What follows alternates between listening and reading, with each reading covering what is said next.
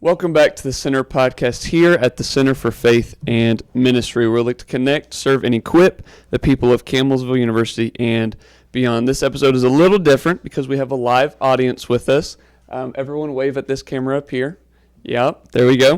We have a live audience with us, and once a month, every Friday, the Center hosts an event called Table Talks, where ministers will come in and share their journey to ministry, give advice, and answer Q&A from students. With us today is Pastor Ron Edmonson. He currently serves as the lead pastor of Emmanuel Baptist Church in Lexington. He served as CEO of the Leadership Network. He planted 2 churches and successfully revitalized 3 churches. And he was also the speaker for the Faith Partner Conference that happened yesterday. Everyone give it up for Pastor Ron Edmonson. Thank you.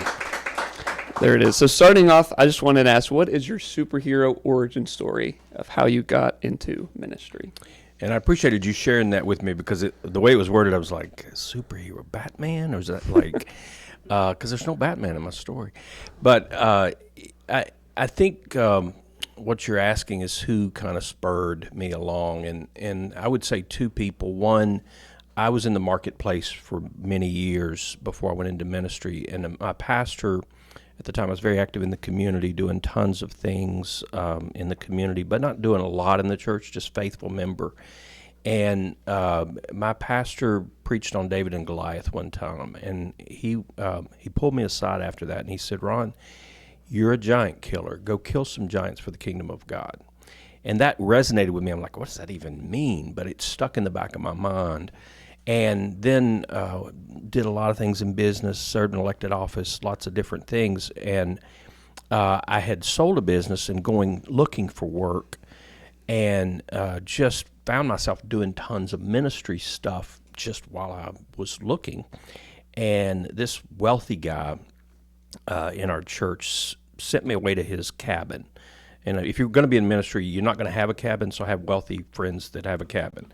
So he sent me away to his cabin. He said, just get along with God and pray. I think God's trying to speak to you. And so I went away. It was miserable. I actually came home early and went. He called and he said, so what did God say to you? And I said, nothing. He said, God didn't say anything? And I said, not really. He said, are you sure? Did you try to talk to him? I said, well, I heard 2 words. He said, what was that? I heard, trust me. He said, well, Ron, isn't that enough? I said, well, that's not feeding my family.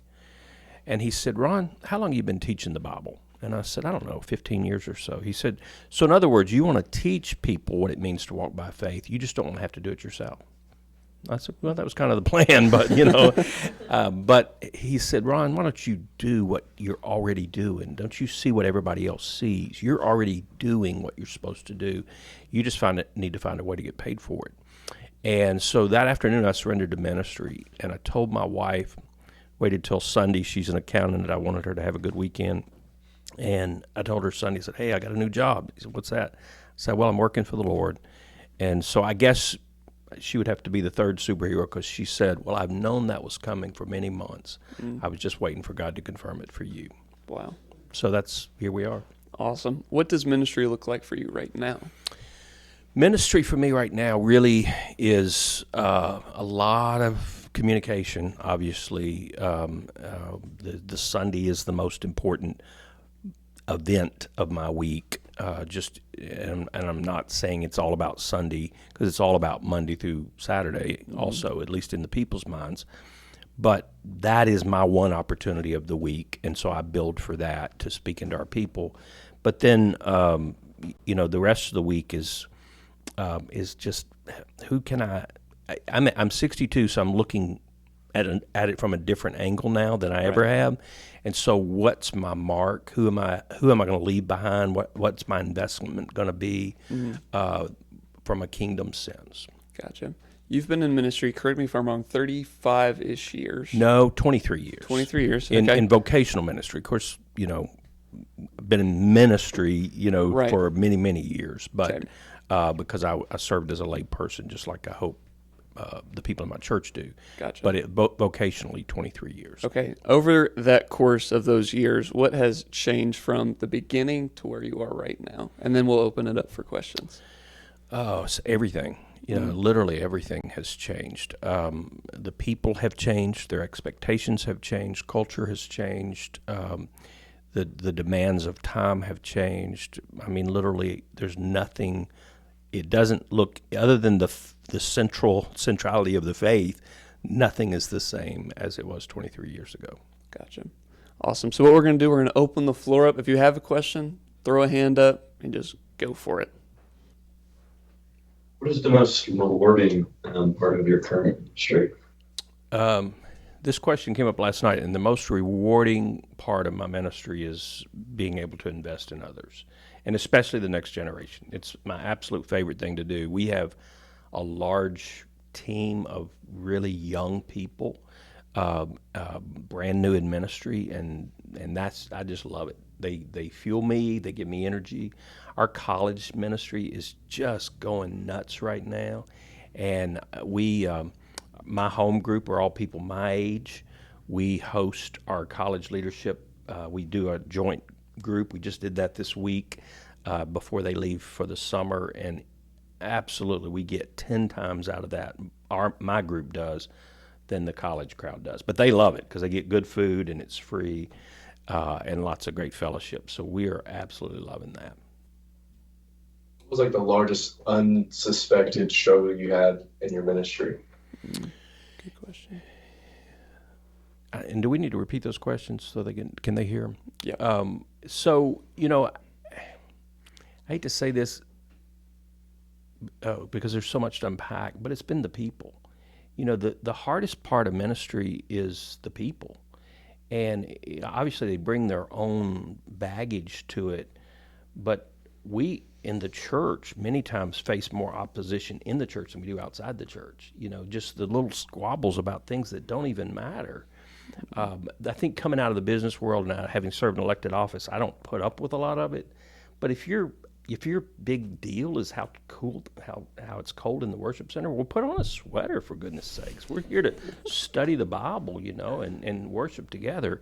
And it's church people. They can just be church people, and that and church people are different than any other people. That's why Saturday Night Live made fun of them for so many years. But we can complicate things that aren't complicated, and that's been a frustration because I see us playing games with things that in the end really don't matter. And at the same time, right outside the walls of the church are a bunch of people dying and going to hell. So let's at least get in, and I preach on unity a lot, because let's be unified in here, because who would want to join that if you're always bitter about things that don't matter? You've mentioned culture changing throughout your vocational ministry. Like, how do you see yourself ministering differently now than you did, say, 20 years ago? Well, I definitely have to watch how I say things and what I say. We are on television and reach a lot of homes, and one thing hasn't changed is I'm not going to quit teaching the truth. But the way I do that and the way I phrase that sometimes has to change. I can't use churchy language as much as I used to, because we have a lot of people that just don't understand it. But the worst thing I think I can do as a pastor is just to be the modern day Pharisee and not understand these are real issues you're walking through. When you're talking about gender issues and your family's going through that, and I'm just going to lump coal on that without understanding this is not just a biblical issue to you, it's a family issue to you, it's a relational issue to you. And so I have to, not that I'm being soft on the truth, but I'm being soft on the delivery, because it hurts. It's real stuff. And walking patiently and graciously with people through those issues. So, Ron, you have a couple of decades experience in the business world. Now, you were still serving the Lord, but experience in the business world. Then you moved full-time into church ministry. Could you talk about two things? One would be the benefits of how business could help the church, business experience? But then secondly, what would be the risks of porting those models over into the church? So where are the strengths and where are the potholes? Sure, absolutely. So the strengths are manyfold. Our finance committee doesn't want to meet unless I'm in the room because I really know how to read a balance sheet and income statement. And so they love the fact that I'm thinking, and I tell our staff all the time, I don't feel any less the weight of, we have about 50 employees or so. I don't feel any less the weight of payroll today than I did when I was in business. We had about 50 employees that work for us. It's the same stress, but I know how to manage that, how to manage cash flow, how to preserve how to manage the church in a way that is efficient and gets more bang for the buck, so to speak. So there's tons of those. The leadership skills, the things business just has to do, because if you don't survive. So that's so many of the plus. The strength, the weaknesses are, and this is really where we stack our finance committee, for example, with the best. I want minds that have more experience than I have in the business world.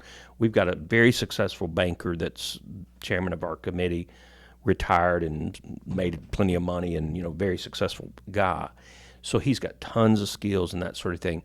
The challenge is helping them to understand, yes, we operate in efficiency because we know how to do it, but we don't eliminate the faith aspect of it. And that is, it's still God at the end of the day that makes the determination of where we're going, not how it works economically. And that's the challenge, because I can be guilty of that too, but they can really be guilty of that. And so to lead them to say, no, this is a matter of faith here. For example, if budgets, if money's a little bit behind for a few weeks, then they're ready to start cutting. And then it's like, no, that's not the right approach at this time. We know this is what the Lord's called us to. We have to trust that He had a purpose for this, or He would have asked us to do it. So that's the downside.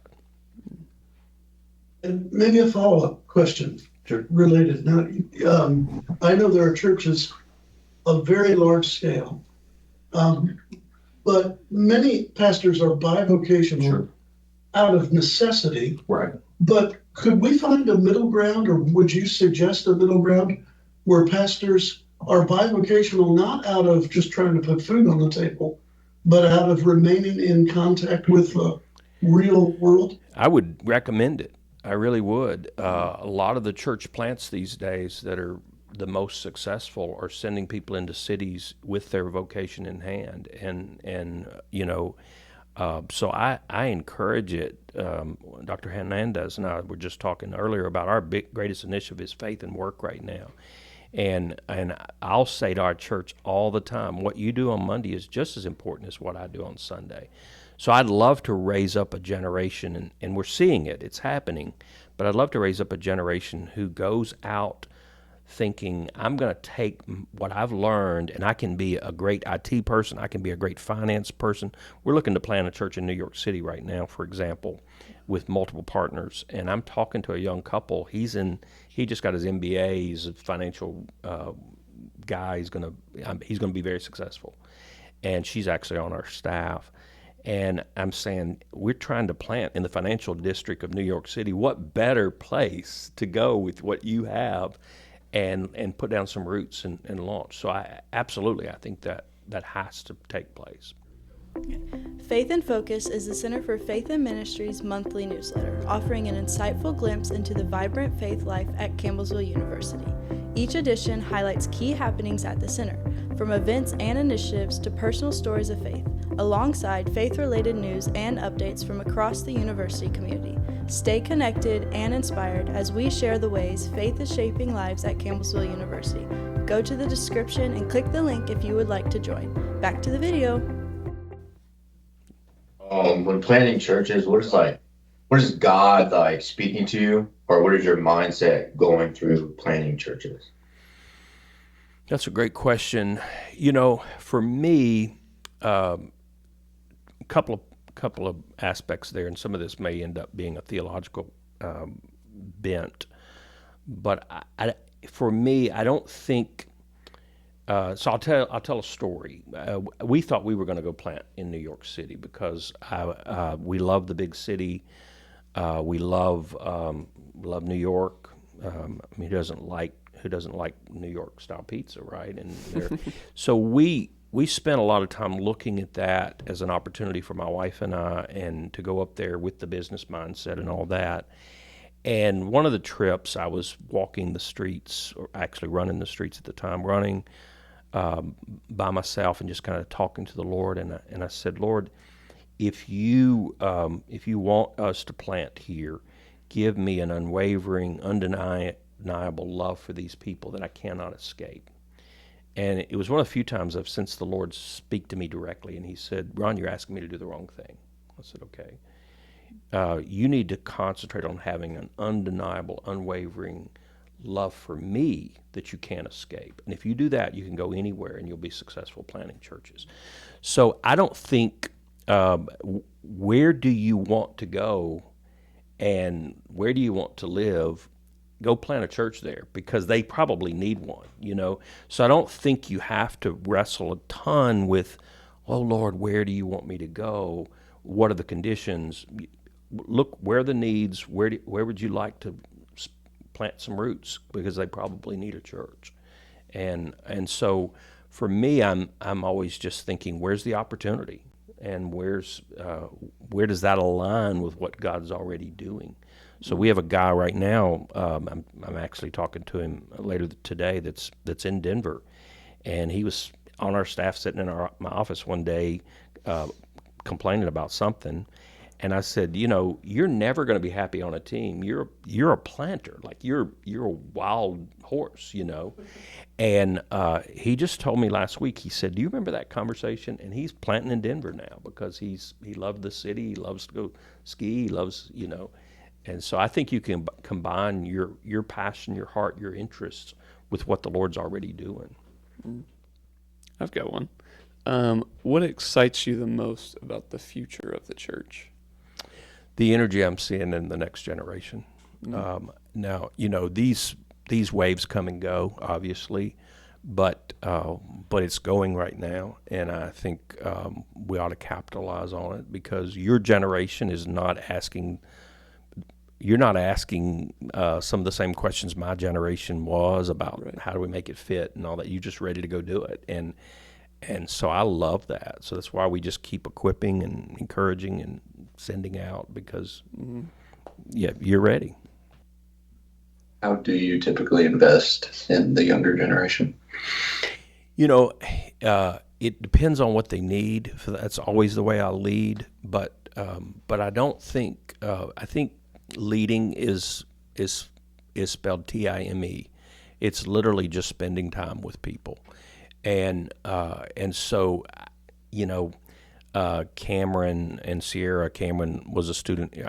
I'm taking them to Israel with me next year, just because I'm going to spend some time with them, and iron sharpens iron, and the generations spending with the generations, that just naturally happens. And so I don't think it has to be a well-defined program. It can be, and that's wonderful if it is, but it literally is showing up and being willing to talk about your life and what you're going through.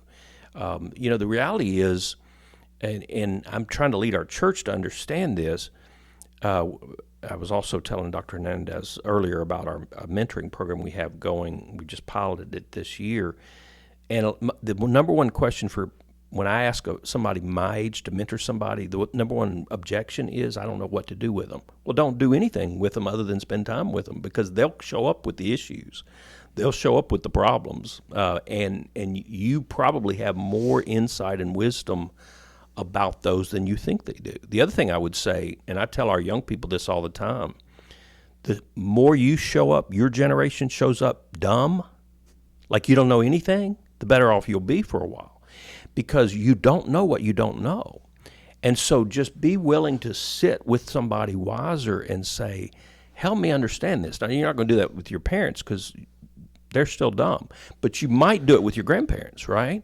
So just be willing to find somebody a little more experienced, a little further along in life, and learn from them, because chances are they dealt with the exact same issues you're dealing with today. Might have been a little differently, but they dealt with the way they had to think through them was the same. Yeah, I think going back to our conversation earlier, my mind is still kind of spinning with some of the ideas of great things that are going on.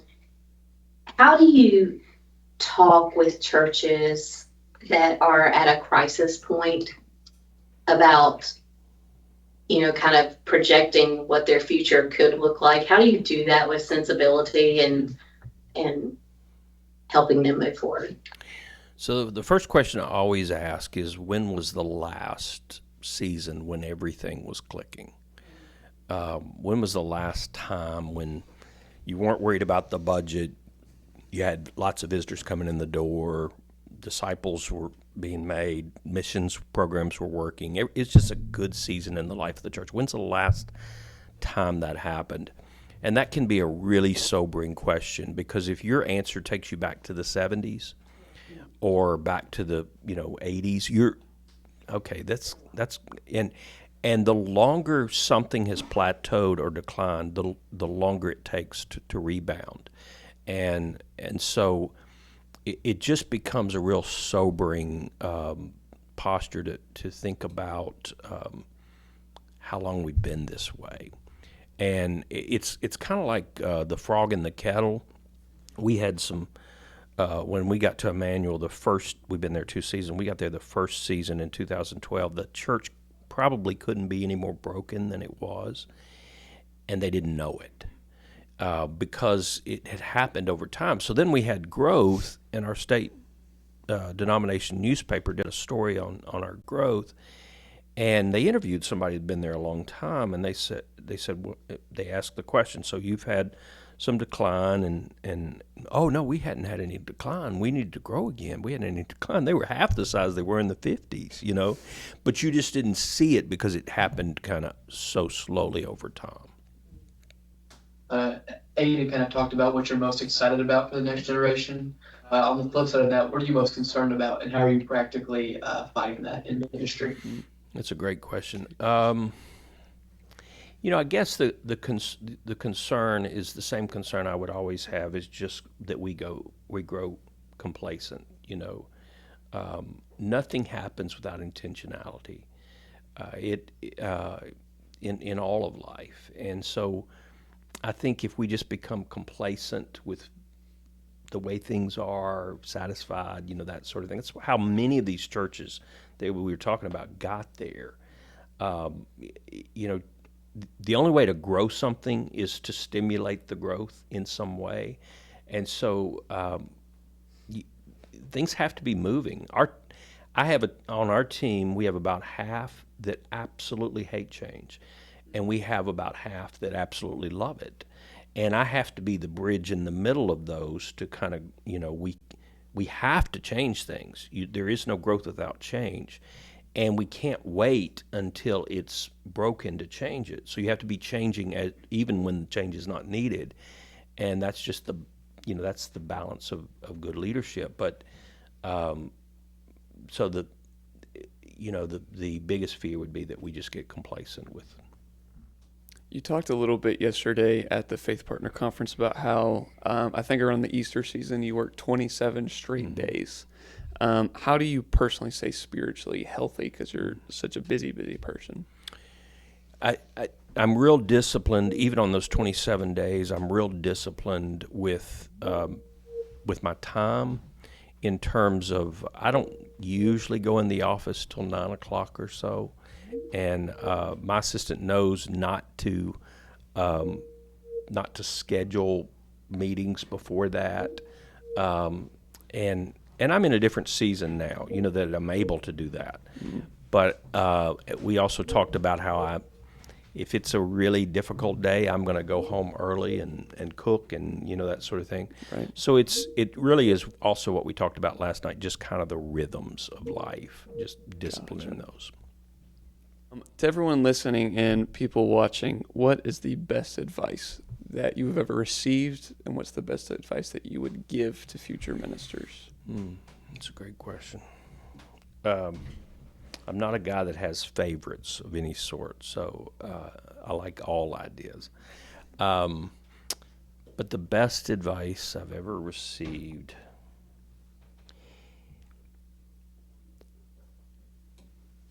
I'm going to go back. I'm just going to grab something, but my high school principal really was the first to invest in me in leadership, and he was a retired colonel from the Army. I grew up in a military town, and he just would always say, Ron, own your failures, but also own your success. And I tell my boys, we have 2 grown sons, they're very humble, and I'm very thankful for that, because I think humility is one of the most underrated qualities in leadership. But they're very humble. But I always tell them, don't trip over your humility. God has given you a voice. He's given you opportunities. Go ahead and use it. And so I go back to that high school principle, own your success, own your failures, but also own your success. And then the best I would give to young leaders today, and I kind of said it earlier, is it's okay that you don't know. I mean, it really is. And just become a lifelong learner. But you're going to enter every next season. I think Cameron asked me last night, do you still get nervous before you speak? Well, of course, because it's a new audience. I've never spoken to this one before. And I hope that doesn't go away, But every new season is a new season. And that's okay. There's going to be days you literally don't know what you're doing. There's going to be days you make mistakes. There's going to be days you go home and you're like, why was I even there today? And that's okay. It's all part of the journey. And so just keep going. Just keep being intentional. Love it. Awesome. That's all of the time that we have for today. A lot of these students have to get to class at 11, hopefully not super late, which is why we'll get out very soon. If you could you pray over future ministers watching and all the future leaders of the church? Sure. Awesome. God, we thank you that you're still raising up those to serve you and to represent you to a lost world. And so I pray for these that are represented here and the ones that will be listening to this, that Lord, you bless them with your favor. Give them wisdom beyond their understanding that comes only from you.